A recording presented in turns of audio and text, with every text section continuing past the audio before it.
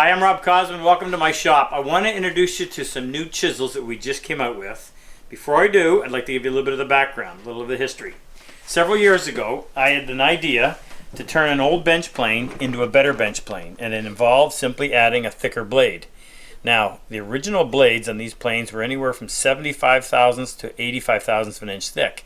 And if you went much thicker than that, you would lose your adjustment. Here's what I mean. You remove the lever cap, take the blade and chip breaker out.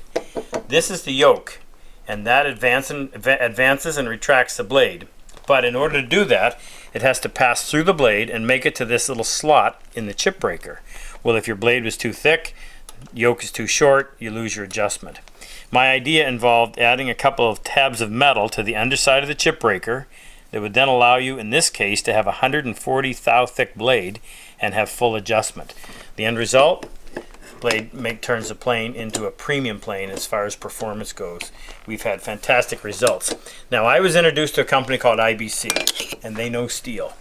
Took the idea, together we partnered up, we brought this to market, 4 different sizes actually, have had fantastic results, have had great reviews, won some awards.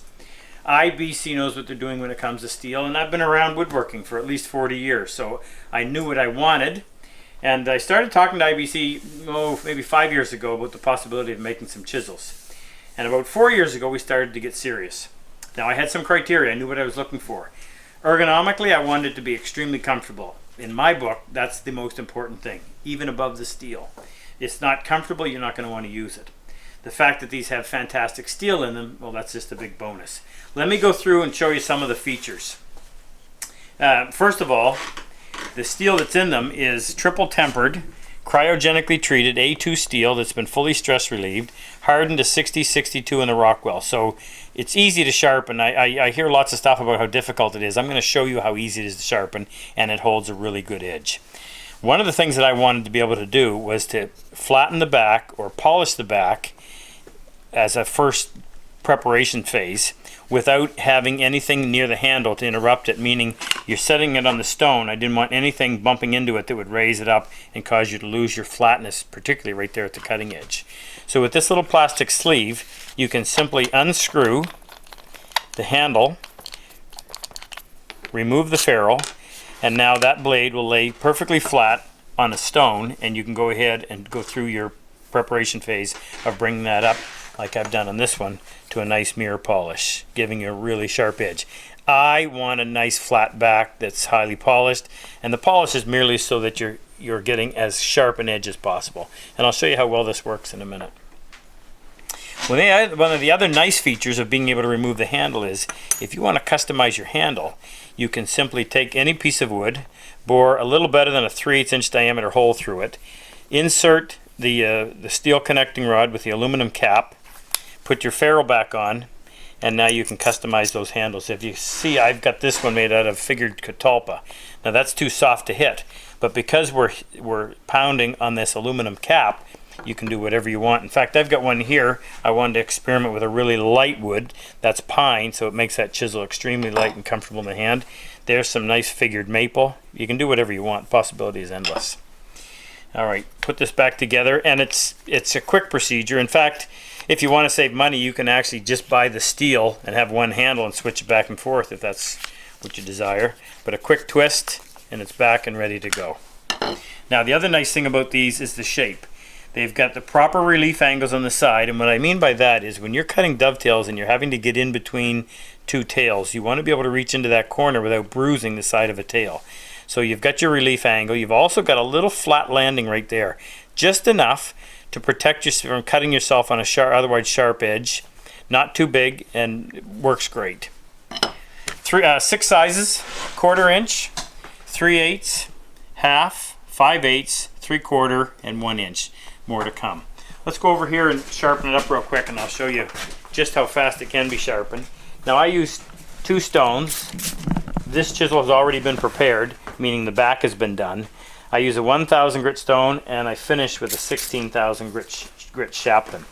Set that down on the primary bevel, elevate it a few degrees. Now on the narrow chisels, I like to just go forward and back If you do circles like this, especially if you're new to freehand sharpening, it's real easy to end up skewing the blade.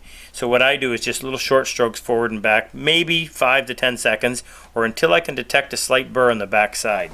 As soon as I get the burr, I come over here to the 16,000, find that same primary bevel, raise up just a little bit higher than I did on that previous stone, spend 5, 6, 7 seconds on that new third bevel. Then as a final step, lay the blade on its back, spend just a couple of seconds removing any burr that might be there, wipe off the moisture, and I've got a piece of really soft white pine in my vise, and this stuff will crush before it'll cut, so you have to have a really sharp edge in order to work it. So I'll go in there, and the nice thing about this is with very little effort that'll push through that wood. And what I like about the flat back is it becomes very predictable. You know exactly when the chisel is going to engage,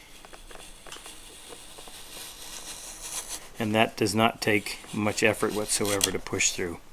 And look at that surface. That's as smooth as what you would get off a hand plane, and that's the end grain of a piece of pine. Now, not that any other chisel can't do that, but having a chisel that comes as close to being ready as these are just eliminates a whole lot of that preparation phase. It also stays nice and sharp, so one sharpening might last you days, might last you weeks. Anyway, I'm really happy with these. We stocked them. If you want to consider some bias, of course there is. I had a hand in designing them. I carry them on my site. That's RobCosman.com.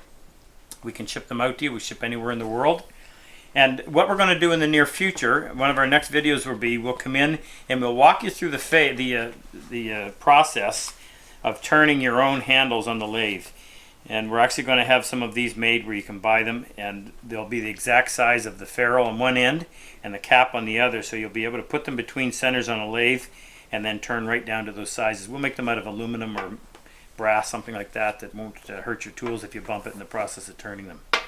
We'll also go through the process of preparing a chisel from start to finish, and then as the other sizes and the other shapes come out, we'll feature those as well. Anyway, hope you enjoyed this.